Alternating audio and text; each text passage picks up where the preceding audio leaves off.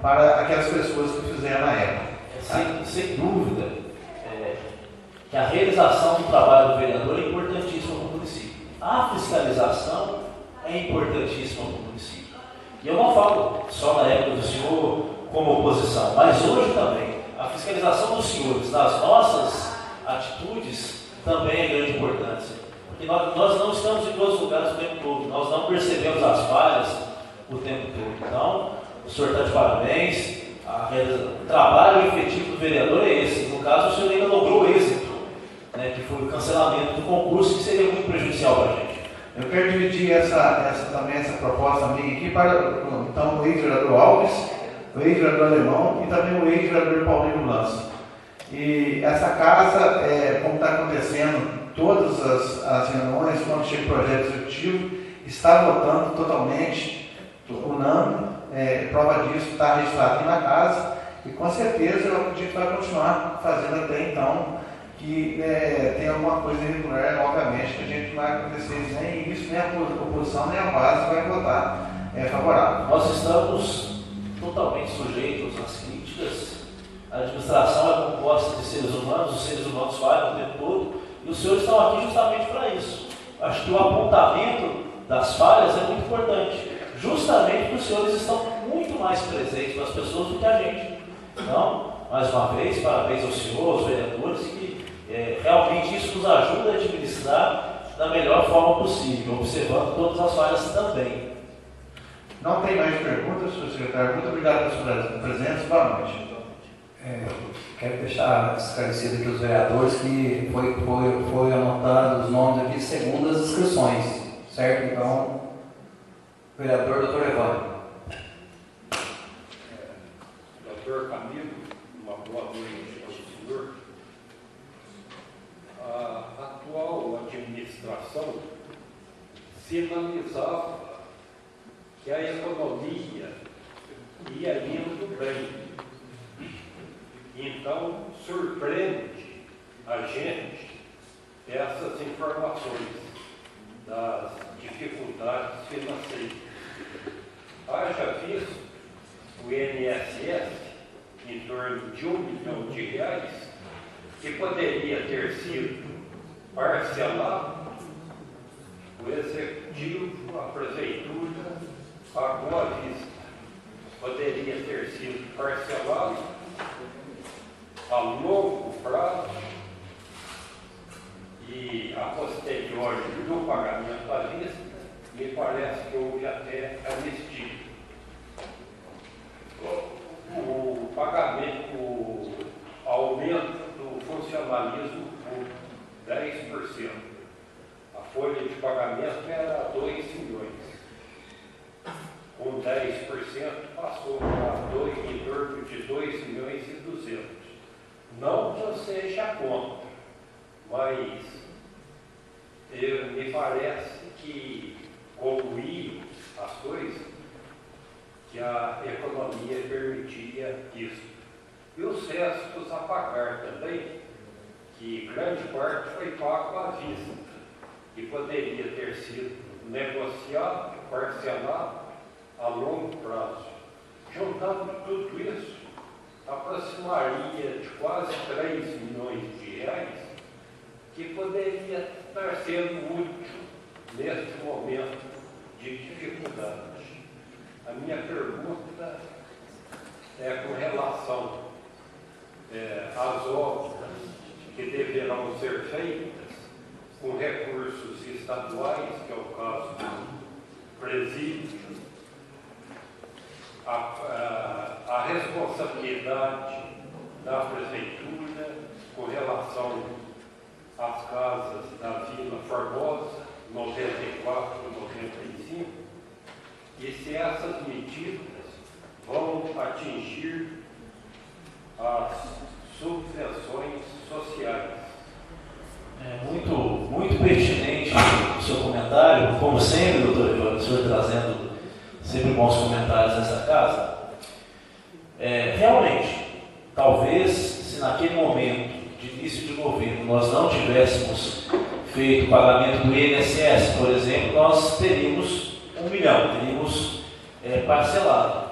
mas de todo modo, penso eu que nós estaríamos arrastando uma dívida, de qualquer modo. Ainda seria dívida, entraria nos cálculos nossos como uma dívida do município, mas pertinente, quanto aos restos a pagar. Os restos a pagar se fizeram necessários para a gente conseguir reaver um pouco do crédito que nós perdemos.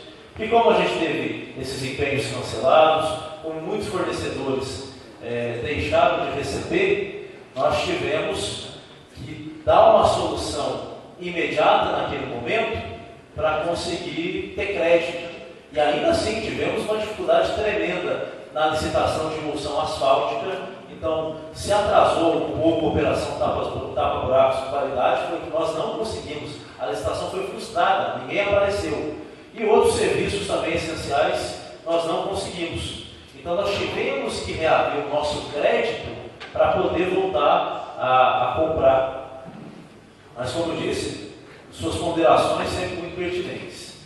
Quanto às 94 casas, nós já estivemos reunidos na REDU, na Caixa Econômica, em Poços de Caldas, negociamos a construção da última casa. Porque para o projeto ser entregue, ele só vai ser entregue, as pessoas efetivamente só poderão ocupar aquelas casas quando o projeto estiver completo. Então, aonde seria a 95ª casa, por algum, não sei nem falar porquê, mas foi construída uma caixa d'água no terreno que tinha sido aprovado pela Caixa Econômica para fazer a 95ª casa. Então nós estivemos lá, negociamos um outro terreno para construir essa casa, para aí sim as pessoas iniciarem a ocupação daquela localidade. Inclusive foi construído naquela região o CRAS, que é o Centro de Referência de Assistência Social, que não pode ser ainda plenamente ocupado, porque a região está desabitada.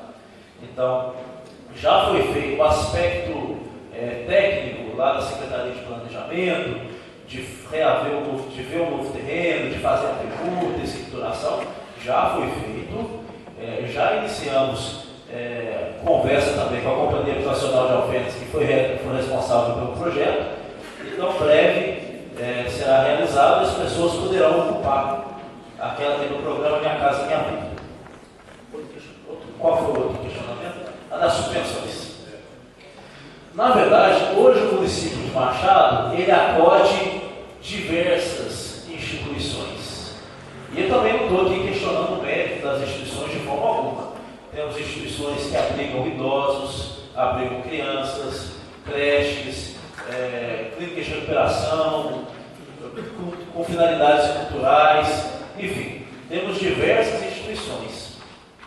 E nós hoje acudimos todas elas. Algumas delas só são mantidas pelo município. Então, por óbvio, neste momento de crise, nós tivemos que reduzir a ajuda que foi dada a essas instituições, né? A lei orçamentária ela não implica na necessidade da gente dar aquele valor.